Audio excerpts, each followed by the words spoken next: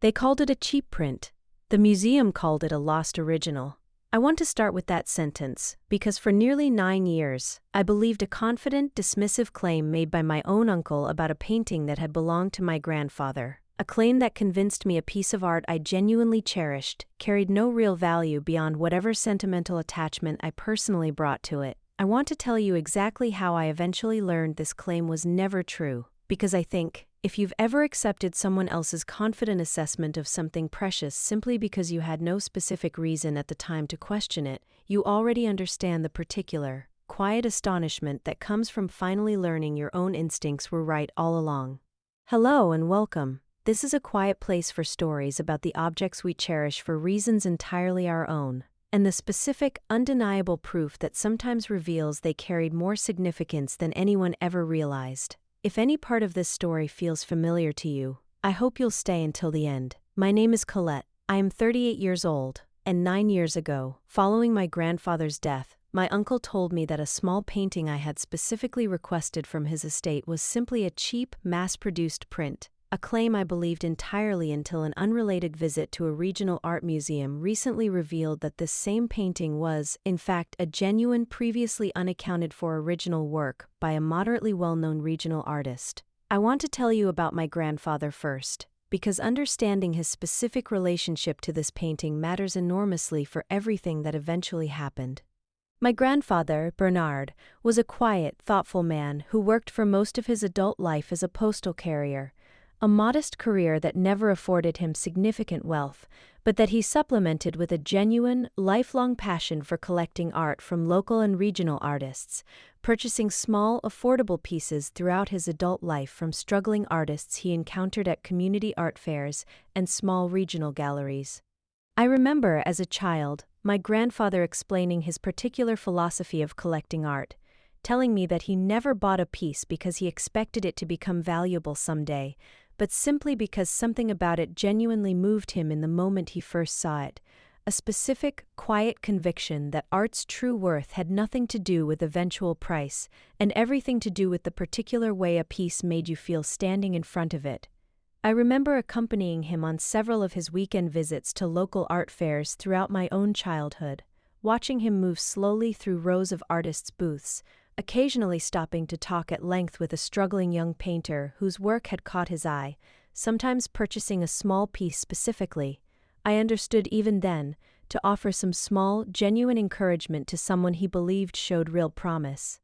I remember one particular art fair, when I was perhaps 10 years old, watching my grandfather spend nearly 20 minutes speaking with a young artist whose paintings hadn't sold a single piece that entire weekend. My grandfather eventually purchasing one of the smaller works, not because he particularly needed another piece for his already crowded walls, but because, as he explained to me quietly afterward, he understood what it felt like to have something you genuinely poured yourself into go unnoticed, and he simply wanted that particular artist to walk away from that specific weekend with at least one person having recognized something worthwhile in their work. I want to tell you about my own specific relationship with this particular painting, because understanding this genuine, personal connection matters enormously for everything that eventually unfolded.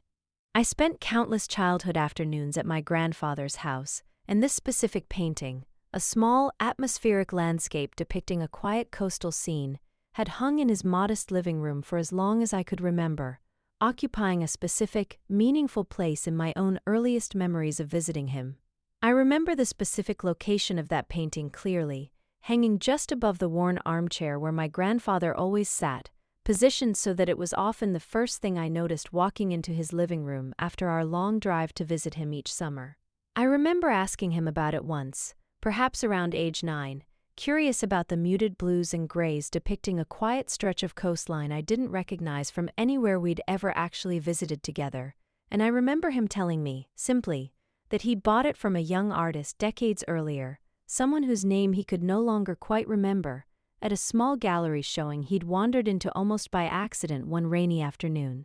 I want to tell you about my grandfather's eventual passing, because understanding the immediate aftermath matters enormously for everything that eventually happened regarding his estate. My grandfather passed away 9 years ago, at the age of 84, a peaceful passing following several years of gradually declining health that had given our family time to prepare for his eventual loss, even if that preparation never fully eases the actual grief once it arrives. I remember his final months clearly, visiting him more frequently as his own health declined, sitting with him in that same living room, beneath that same painting, listening to him tell familiar stories from his own life with the particular repetition that often comes in someone's final years, stories I had heard many times before, but that I found myself, during those final visits, listening to with a specific, renewed attentiveness, understanding, I think, that I was gathering these memories carefully before I lost the chance to hear them directly from him again. I remember his actual passing, a quiet Tuesday morning, a phone call from the care facility where he'd spent his final few months, and I remember driving to my own mother's house afterward, both of us sitting together in a grief that felt, in that specific moment, both entirely expected and somehow still genuinely overwhelming. I want to walk you through the estate settlement process that followed, because understanding exactly how my grandfather's belongings came to be divided matters enormously for everything that eventually happened. My grandfather's estate was relatively modest, and his will left most of his practical assets, his small savings and his modest house, to be divided equally among his 3 children, my mother and her 2 brothers, while leaving the specific distribution of his personal belongings, including his small art collection, largely to the family's own discretion. I remember our own family's attorney explaining, during an early conversation about the estate's general terms, that this kind of arrangement was fairly typical for modest estates without any single significant asset requiring more detailed specification. Understanding that our family would need to work through the specific division of my grandfather's personal belongings ourselves, guided by whatever sense of fairness and genuine sentiment we could each bring to that particular process. I want to tell you about my Uncle Desmond because understanding his specific role in managing this estate distribution matters enormously for everything that eventually happened. My Uncle Desmond, my mother's older brother, had always maintained a particular, confident authority within our family regarding matters of practical value and expertise, a confidence that made him a natural, if not always entirely accurate, voice throughout our family's estate settlement discussions. I remember Desmond throughout my own childhood as someone who always seemed to have a confident, definitive opinion about nearly everything, from home repairs to investment strategies to, apparently, art valuation, a confidence that our broader family had, over the years, simply come to accept as generally reliable, given how rarely anyone within our family had the specific contrary expertise needed to genuinely challenge his assessments. I remember him mentioning, at various family gatherings throughout the years, a close friend who worked in some capacity within the art world, a connection he referenced often enough that our family had come to understand him as possessing at least some genuine, informed familiarity with how art collecting and valuation actually worked, an understanding that would eventually prove considerably more limited than any of us realized at the time. I want to tell you about the specific family meeting where we divided my grandfather's personal belongings, because understanding exactly how this process unfolded matters enormously for everything that eventually happened. Approximately 3 weeks after the funeral, our extended family gathered at my grandfather's house to begin sorting through his belongings, including his modest but genuinely varied collection of small paintings and sketches accumulated over decades of visiting local art fairs and galleries. I remember that specific afternoon clearly, my grandfather's small house filled with cousins and aunts and uncles I hadn't seen together in one place for years, everyone moving carefully through rooms that still felt, in their own particular way, entirely his reading glasses still resting on the side table, his coat still hanging by the front door as though he might simply walk back in at any moment. I remember the specific weight of that gathering, grief mixed with the practical necessity of dividing up decades of accumulated belongings, everyone trying to navigate both simultaneously with whatever grace we could each manage. I want to describe the specific moment I requested this particular painting, because understanding the exact framing that followed matters enormously for everything that eventually happened. I specifically asked whether I might keep the small coastal landscape that had always hung in my grandfather's living room, explaining that it carried genuine, meaningful significance to me, given how many childhood memories were connected to seeing it during countless visits over the years. I remember standing in that same living room as I made this request, looking up at the painting in its familiar spot above his worn armchair, feeling a specific, quiet certainty that this particular piece, regardless of whatever else my grandfather's estate might eventually include, was the one object I genuinely wanted to keep for myself, understanding it as a direct, tangible connection to countless specific memories rather than simply an object with any particular market value. I want to describe my uncle's specific response to this request, because understanding the exact characterization he used matters enormously for everything that eventually happened. Desmond, examining the painting briefly, told the assembled family that this particular piece was, in his assessment, simply a mass-produced print rather than an original painting, explaining that he had some general familiarity with art collecting through a friend who worked in the field, and that the painting's relatively simple composition and modest condition suggested it was likely a decorative print rather than anything carrying genuine, original artistic value. I remember him lifting the painting slightly off the wall, turning it over to examine its back briefly, and delivering his assessment with the same confident, matter-of-fact tone he used for nearly every practical determination throughout our family's various gatherings over the years. I remember several other family members nodding along with his assessment, understanding it, as I did at the time, as simply reflecting genuine, if informal, expertise, rather than anything requiring particular scrutiny. I remember Desmond adding, almost as an afterthought, that he'd point his art world friend toward a few of grandfather's other pieces later, ones he believed carried more genuine potential value worth properly assessing. I want to describe my own reaction to this specific characterization, because understanding my genuine acceptance of this framing matters for everything that eventually happened.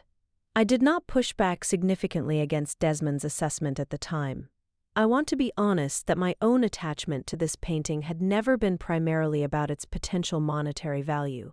understanding it, throughout my entire life, as something meaningful specifically because of its connection to my grandfather, rather than any financial worth it might theoretically carry. I want to tell you about the specific arrangement that emerged from this discussion, because understanding exactly how my grandfather's art collection was ultimately divided matters enormously for everything that eventually happened.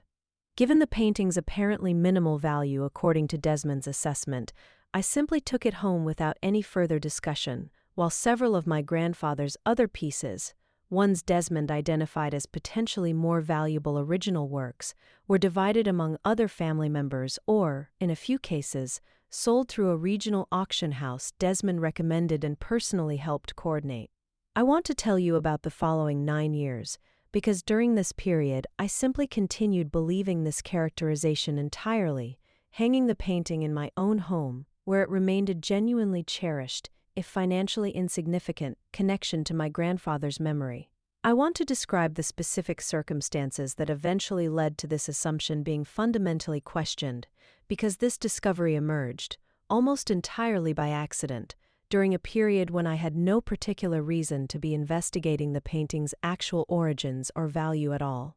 Approximately 4 months ago, I visited a regional art museum's special exhibition featuring works by artists from our specific geographic region during the mid-20th century, an exhibition I attended purely out of general cultural interest rather than any specific connection to my grandfather's painting. I remember that specific Saturday afternoon, deciding somewhat impulsively to visit this exhibition after seeing it advertised in a local arts newsletter, genuinely looking forward to simply spending a quiet afternoon appreciating regional art history rather than anticipating any particular personal significance to what I might find there. I remember walking through the exhibition's carefully curated rooms, reading placards describing various regional artists and their specific contributions to our area's mid-century art scene, absorbing this information with genuine, if casual, interest. I want to describe the specific moment I first noticed a striking similarity between one of the exhibited works and my own painting at home, because it represents the actual beginning of everything I eventually discovered. Walking through this exhibition, I encountered a painting by an artist named Walter Hendricks, a moderately well-regarded regional painter active primarily during the 1950s and 60s, and I remember stopping abruptly in front of this specific piece, struck by its considerable similarity in style, composition, and subject matter to the painting that had hung in my own living room for the preceding 9 years. I remember standing in front of that museum piece for what felt like several full minutes, genuinely disbelieving my own eyes at first, the specific muted color palette, the particular brushwork technique depicting quiet coastal light, all of it striking me with an almost uncanny familiarity. I remember pulling out my own phone, quickly searching for a photograph I had taken of my grandfather's painting years earlier, comparing the two images side by side with hands that had begun, almost imperceptibly, to shake. I want to describe my reaction to noticing this specific similarity because understanding my genuine, growing curiosity matters for everything that eventually happened. I approached one of the museum's docents, explaining that I owned a painting bearing considerable resemblance to this specific artist's work, and asking whether she could provide any additional information regarding Hendrix and his typical body of work. I remember the specific docent I approached, an older woman with genuine, evident enthusiasm for regional art history, who lit up considerably at my question, clearly delighted to encounter a visitor with more than casual, passing interest in this particular exhibition's specific subject matter. I remember describing my own painting to her in as much detail as I could recall, the muted color palette, the specific quiet coastal composition, the modest scale, watching her expression shift gradually from polite professional interest into something closer to genuine, focused curiosity as I continued describing these details. I want to tell you about what this docent explained, because her information provided the first genuine indication that my grandfather's painting might carry considerably more significance than Desmond had ever suggested. She explained that Walter Hendrix had produced a relatively limited body of work throughout his career, many pieces purchased directly by private collectors during small regional gallery showings, and that art historians studying his work had long known of several pieces whose current location remained unaccounted for, works that had simply disappeared into private collections without any formal, documented tracking of their eventual ownership. I remember the docent's own genuine interest growing as I described the specific painting hanging in my own home, asking increasingly detailed questions about its exact composition and dimensions, eventually telling me that if what I was describing genuinely matched Hendrix's confirmed body of work, it could represent exactly the kind of previously unaccounted-for piece that regional art historians had occasionally wondered about over the years, works purchased quietly by private individuals decades ago, and never subsequently surfacing in any formal collection or auction record. I remember her recommending, with genuine enthusiasm, that I have the piece properly examined by a qualified specialist, providing me with contact information for several art authentication professionals she personally knew and trusted. I want to describe my reaction to learning this specific detail, because it represents the first genuine crack in an assumption I had carried, entirely unquestioned, for 9 full years.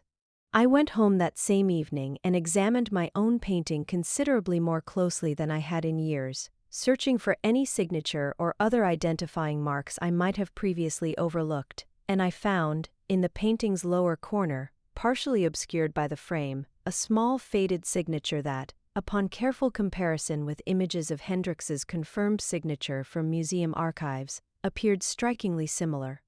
I remember standing on a small step-stool in my own living room, carefully removing the painting from its frame for the first time in 9 years, my hands trembling slightly as I worked the old, somewhat brittle backing loose, revealing a corner of canvas I had genuinely never examined closely before, having always simply appreciated the painting as a whole rather than scrutinizing its specific technical details. I remember the specific moment I found that faded signature, holding my phone's flashlight close to the canvas, squinting at letters that had faded considerably over decades but that remained, unmistakably, legible enough to compare against the museum archive images I pulled up on my own laptop, sitting cross-legged on my living room floor well past midnight, comparing the two signatures letter by letter with a growing, disbelieving certainty. I remember calling my own husband into the room at nearly 1 a.m, showing him both images side by side on my laptop screen, watching his own tired eyes widen slightly as he recognized the same specific similarity I had already convinced myself I was seeing.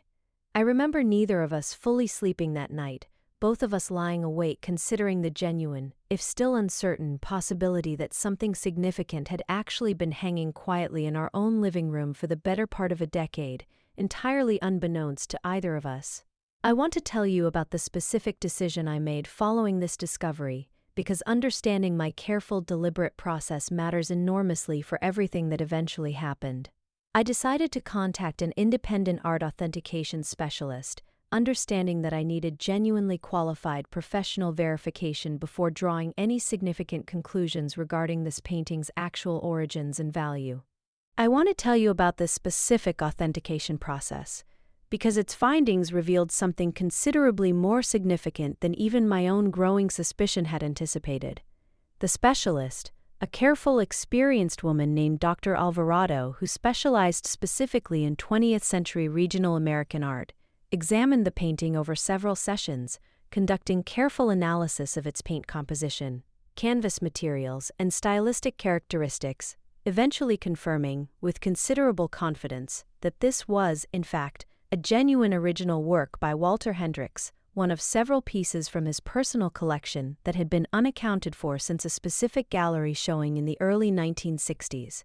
I remember bringing the painting to Dr. Alvarado's small, carefully organized studio for the first of these sessions, watching her examine it under specialized lighting, occasionally taking small samples for material analysis, working with the same patient, methodical thoroughness I imagined she brought to every piece she assessed. I remember her explaining, during our second session together, that she had cross-referenced the canvas manufacturer's specific markings against records from Hendrix's known suppliers during that particular era, finding a precise match that, combined with the signature and stylistic analysis, left her with genuine professional confidence regarding the painting's authenticity. I remember the specific afternoon she finally delivered her formal conclusion, sitting across from her small desk, her voice carrying a quiet, genuine excitement I hadn't quite expected from someone whose profession likely required considerable practiced composure.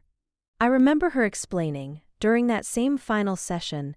that pieces like this, quietly hanging in private homes for decades entirely unrecognized, represent one of the specific reasons she found her particular field of work so genuinely meaningful, understanding that each confirmed discovery contributed, in its own small way, to a more complete historical record of artists whose full body of work had otherwise remained frustratingly incomplete. She told me she intended to publish a brief note about this specific discovery in a regional art history journal, with my permission, understanding that other art historians studying Hendrix's work would likely find this confirmation genuinely valuable to their own ongoing research. I want to describe my reaction to receiving this specific confirmation because it represents a genuine, disorienting recalibration of everything I had believed about this painting for the previous 9 years. I sat in my own living room, staring at this formal authentication document, feeling a specific, complicated shock, understanding that the painting I had accepted as simply a decorative, financially insignificant print had actually represented, this entire time, a genuine, historically significant original work that art historians had apparently been searching for information about for decades.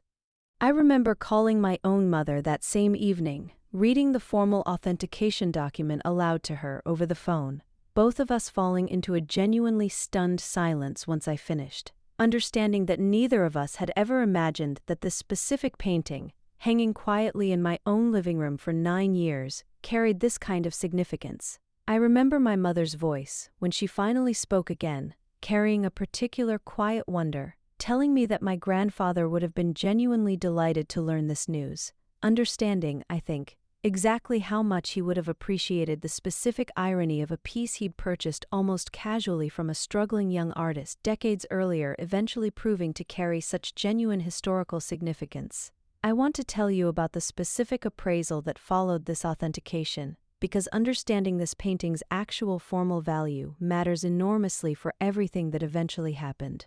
Dr. Alvarado connected me with a formal appraiser specializing in regional American art, who ultimately valued the painting at approximately $120,000, reflecting both its confirmed authenticity and its specific historical significance as one of Hendrix's previously unaccounted for works. I remember receiving this specific appraisal figure via email, reading it several times before the actual number fully registered, understanding that a painting I had genuinely believed, for 9 years, carried essentially no financial value at all, had actually represented, this entire time, a genuinely significant asset I had simply never known to properly protect or insure.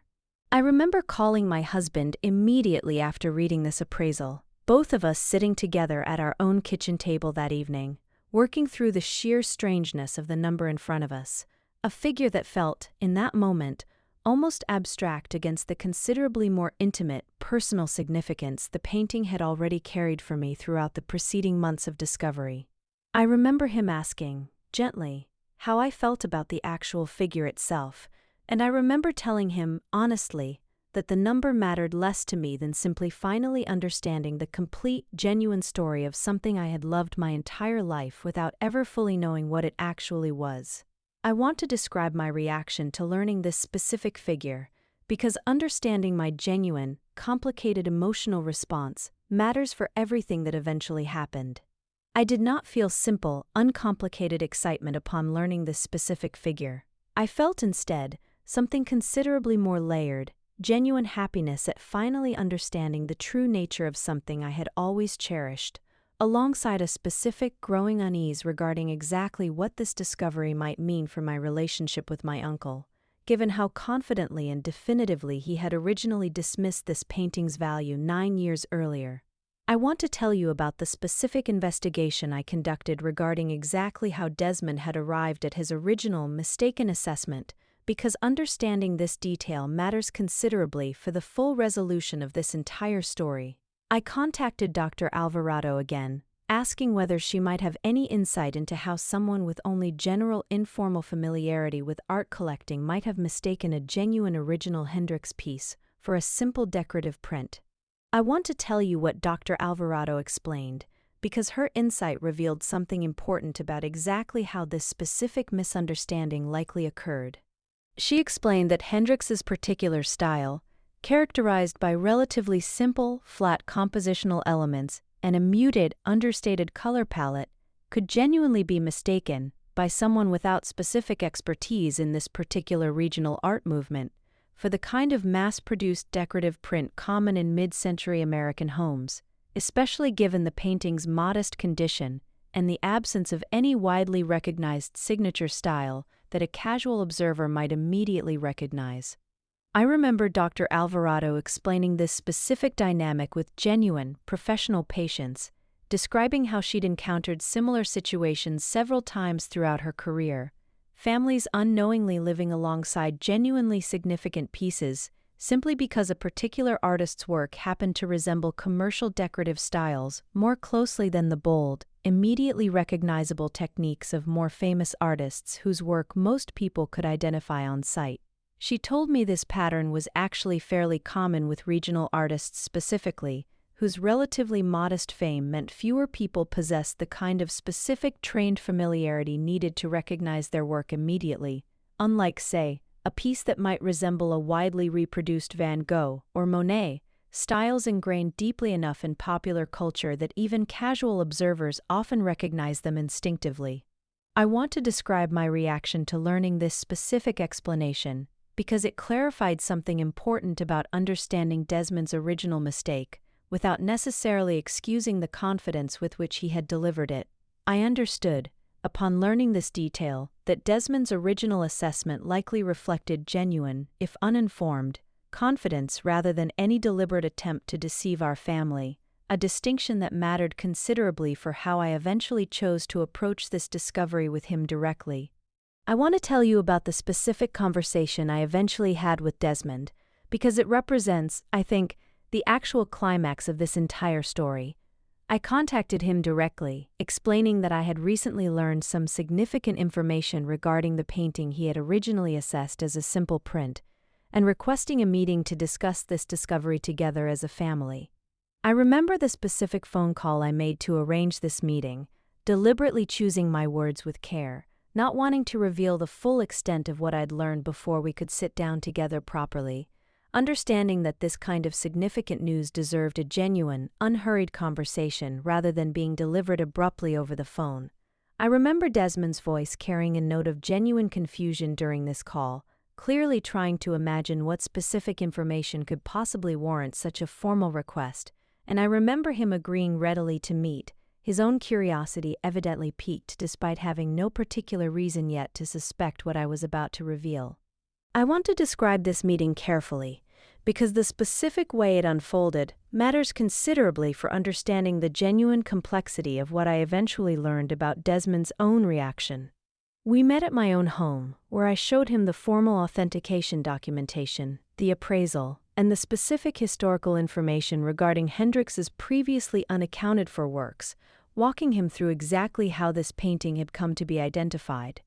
I remember Desmond arriving at my house that afternoon, his usual confident demeanor visibly more subdued than I'd ever previously witnessed from him, understanding, I think, from my careful phrasing during our earlier phone call, that whatever I was about to show him would require him to reconsider something he had previously stated with considerable certainty. I remember laying the documents out carefully on my own kitchen table, walking him through each piece methodically, Dr. Alvarado's technical analysis, the formal appraisal, the historical context regarding Hendrix's missing works, watching his expression shift gradually from polite attention to genuine, visible surprise as the full weight of what I was presenting became increasingly clear. I did not raise my voice through any part of this conversation. I had learned, through everything this particular discovery had taught me, that the truth, properly documented and calmly presented, rarely needs volume to be genuinely effective.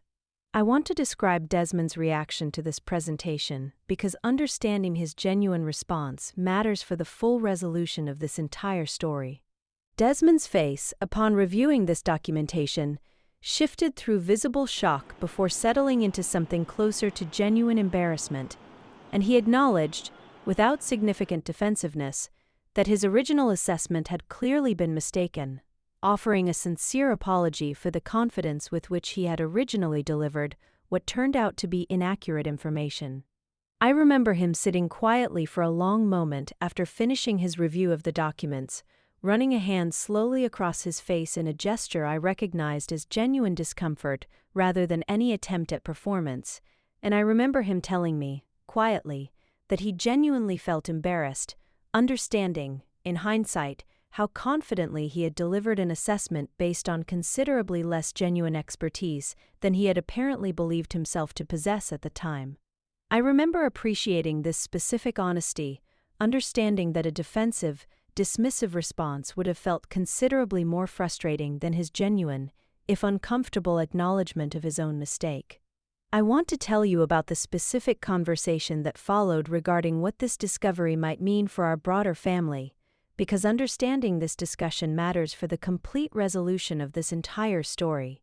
Desmond raised, somewhat hesitantly, whether this discovery might warrant reconsidering how my grandfather's original estate had been divided, given that his own mistaken assessment had influenced not just my own acceptance of this painting, but potentially the broader family's understanding of which pieces from my grandfather's collection carried genuine significance.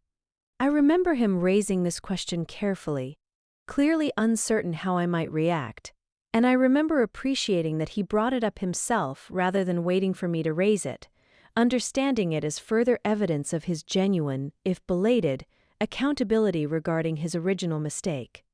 I remember us discussing, together, whether any of my grandfather's other pieces, ones Desmond had sold through the regional auction house 9 years earlier, believing them more valuable at the time, might have actually represented an inverse situation, genuinely modest pieces sold at prices reflecting their accurate, modest worth, rather than any additional undiscovered treasures we might need to investigate further.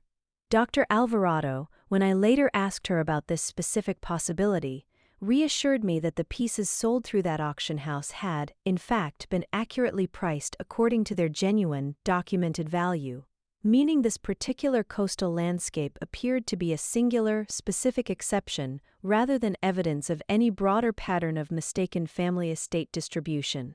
I want to describe my own careful consideration of this specific question because I think understanding my genuine, thoughtful decision-making process matters for the complete resolution of this entire story. I want to be honest that I did not immediately, reflexively reject the idea that this discovery might warrant some broader family conversation regarding fairness. I spent several days considering the actual implications carefully, understanding that my grandfather's original estate distribution had been conducted in good faith based on the information available at the time, even if that information later proved considerably mistaken. I remember discussing this specific question with my own husband over several evenings, weighing genuinely competing considerations together. My grandfather's clear original intention that this piece specifically belonged to me, the good faith nature of the original mistake, and my own genuine desire to ensure our broader family relationships remained warm, rather than strained by any perception that I had simply benefited from an accident of fortune, without any consideration for the family as a whole. I remember him listening patiently as I worked through these considerations out loud, offering occasional thoughts but largely allowing me the space to arrive at my own genuine conclusion, understanding, I think, that this was a decision only I could ultimately feel at peace with, given how personally significant this particular painting had always been to me. I want to tell you about the specific decision I ultimately reached, because I think understanding my reasoning matters for the complete resolution of this story. I decided, in consultation with my own family, that I would keep the painting itself, given my grandfather's specific original intention that this particular piece come to me, but that I would voluntarily share a modest portion of any eventual proceeds, should I ever choose to sell it, with my mother and her siblings, understanding that this gesture reflected genuine fairness rather than any strict legal obligation, given that Desmond's original mistake had been made in good faith rather than through any deliberate deception. I remember discussing this specific decision with my own mother over several phone calls, weighing genuinely competing considerations together, my grandfather's clear original intention that this piece specifically belonged to me, alongside a genuine desire to ensure our broader family felt the eventual outcome reflected fairness, rather than simply a fortunate accident benefiting one grandchild considerably more than the others. I remember my mother telling me, during one of these conversations, that she trusted whatever decision I ultimately reached, understanding that I had always been the family member most genuinely connected to this specific painting, but appreciating my own instinct to consider our broader family's feelings regardless of what the law might technically require. I want to tell you about Desmond's reaction to this proposal, because understanding his response matters for the full resolution of this entire story. Desmond genuinely appreciated this gesture, telling me that he hadn't expected any such consideration given that the original mistake had been entirely his own, and that my willingness to extend this fairness meant more to him than the actual specific amount involved. I remember him telling me, during that same conversation, that he intended to be considerably more careful going forward about offering confident assessments on subjects he didn't genuinely have qualified expertise in, a small, specific commitment that struck me as genuinely meaningful, given how central this particular pattern of confident, informal authority had always been to how our broader family understood him. I remember him also asking whether he might see the painting again sometime, not out of any renewed interest in its value, he clarified, but simply because he found himself, for the first time in years, genuinely curious to look at it properly, understanding now exactly what he was actually looking at. I want to be honest with you about how I feel now. Several weeks removed from that conversation with Desmond, I do not feel simple, uncomplicated triumph, the way you might expect from a story that resolves this dramatically through a museum discovery and a substantial financial revelation. I feel instead something considerably more complicated, genuine joy at finally understanding the true nature of something I have always cherished specifically because of its connection to my grandfather, alongside a renewed appreciation for his own genuine, careful eye for art, understanding now that his modest collection included at least one piece of genuine historical significance that he himself likely never fully realized he owned. I have had the painting professionally reframed and properly insured since this discovery, understanding, finally, exactly what level of careful protection it genuinely deserves. I still hang it in the same general area of my own living room where I've kept it these past 9 years, though I've since installed additional security measures I never previously considered necessary. Small, practical adjustments that feel, in their own way, like a genuine acknowledgement of the painting's true significance rather than any diminishment of the personal, sentimental meaning it has always carried for me. I have also begun corresponding with Dr. Alvarado and several regional art historians who study Hendrix's work specifically, sharing details about the painting's provenance as best I understand it from my grandfather's own occasional comments over the years, contributing, in whatever small way I can, to a more complete historical record of an artist whose work had remained, for decades, considerably more obscure than his genuine talent likely deserved.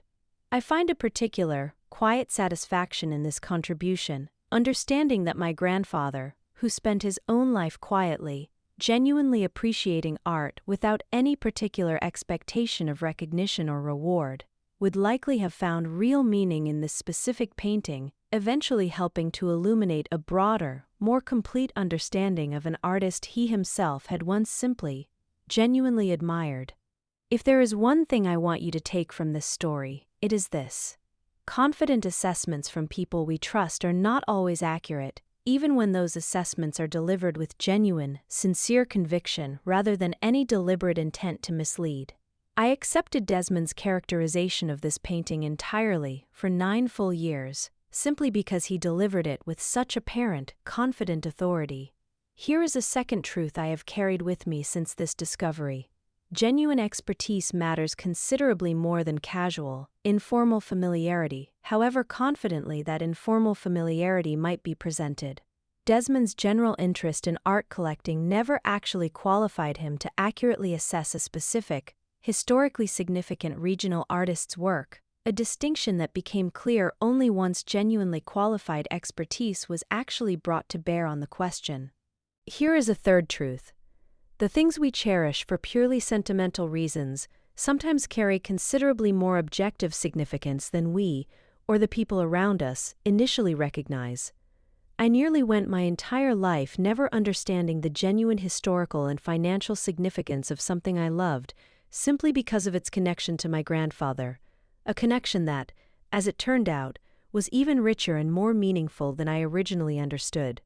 Here is a fourth truth. Quiet vindication does not require punishing the people whose earlier, mistaken confidence caused genuine, if unintentional, harm. I chose to extend genuine fairness toward my family, despite having no legal obligation to do so, understanding that preserving our relationships mattered considerably more to me than maximizing whatever financial advantage this discovery technically afforded me.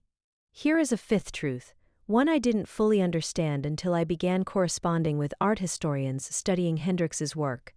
Sometimes the value of a genuine discovery extends considerably beyond our own individual circumstances, contributing to a broader, more complete understanding that benefits people we'll likely never meet, a specific kind of quiet, unexpected legacy that my grandfather, in his own modest, genuine way, would likely have found deeply meaningful. I think often, these days, about how many other quiet, unrecognized treasures likely remain hanging in ordinary living rooms throughout our own region and elsewhere, pieces purchased decades ago by people like my grandfather, who valued art for exactly what it made them feel rather than any question of eventual worth, waiting patiently for someone, someday, to look closely enough to finally recognize their genuine, complete significance. I find myself now looking somewhat differently at other pieces of art in my own extended family's homes, wondering, with a specific, newly informed curiosity, whether other quiet treasures might be waiting there too, hiding in plain sight simply because no one had yet thought to look closely enough.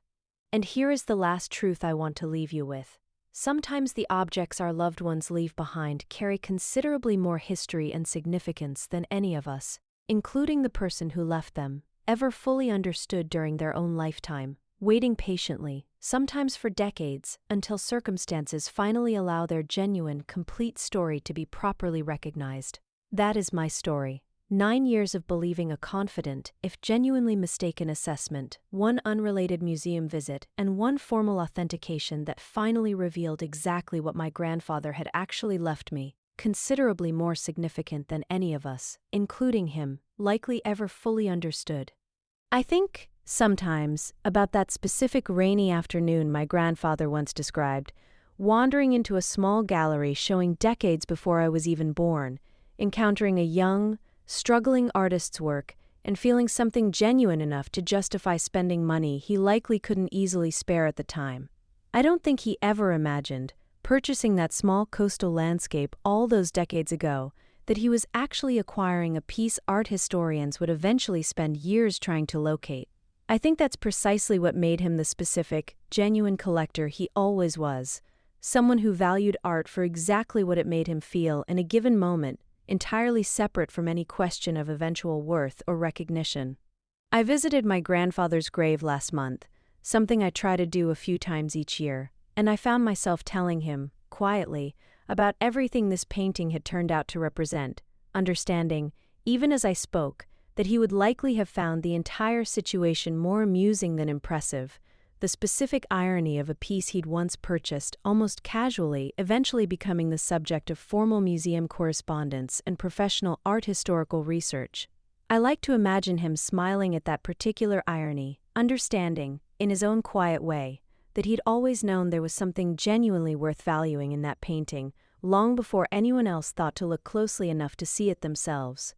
I brought a small printed copy of Dr. Alvarado's published journal note with me on that visit, reading a portion of it aloud at his graveside, understanding it as its own small, meaningful way of sharing this discovery with him directly, however impossible I knew that sharing genuinely was. I left the small printed page there, tucked beneath a stone near his headstone, a private, perhaps somewhat sentimental gesture, but one that felt, in that specific moment, like exactly the right way to close this particular chapter of a story that had, in its own unexpected way, brought me considerably closer to understanding him than I ever had during his own actual lifetime. If this story meant something to you, if it reminded you that the confident assessments we accept without question sometimes deserve more scrutiny than we initially give them, I would love to hear from you. Tell me, in your own words, about a time something you nearly dismissed turned out to carry far more meaning or value than you originally understood. If this helped you tonight, a simple like lets me know these stories are genuinely worth continuing to tell. Thank you for spending this time with me. I will see you in the next story.